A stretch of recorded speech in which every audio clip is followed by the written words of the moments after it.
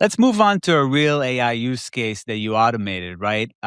What does that system actually look like, and what changed once it was live? I can give you a couple use cases. One of them is a daily, weekly, monthly business summary for the CEO and the chief marketing officer. A report that would typically go once a month now goes daily. And after that, a more summarized version of that goes weekly and subsequently at a monthly level. Just putting that report for a brand that is running in multiple countries, multiple channels, running advertising across a whole gamut of systems for a single person who has access to a single source of truth. An analyst with access to a single source of truth would take hours to put together. We have reduced that to minutes. So the report goes out 8 a.m. in the morning. The CEO could look at it, understand what moved in the business, analysis on why that, a particular metric moved in the direction.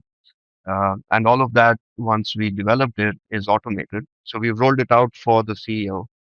He liked it so much that they've asked the international leader, saw that in one of his meetings. They came back and said, "Hey, can we get that for my team?"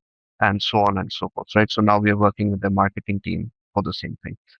Not only are these summaries important for business reviews and meeting with the team, reviewing goals and progress and performance, but is also important for forward planning.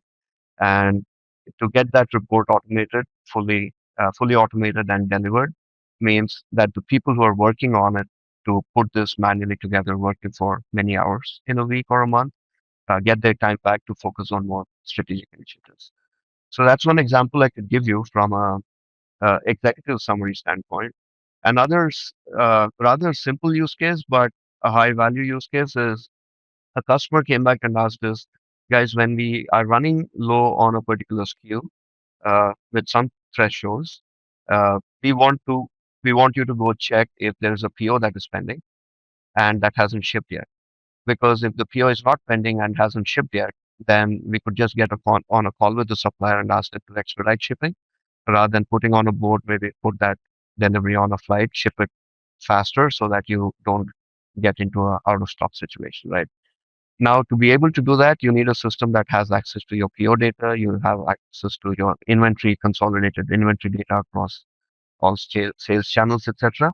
And by automating that use case, we were able to uncover some scenarios where it could have led to a potential stockout situation, but that was averted because the AI agent caught it on time that flagged these issues to the buyer, and the buyer could get on a call with the supplier and change the shipping terms, right? So something like that would have gone unnoticed completely.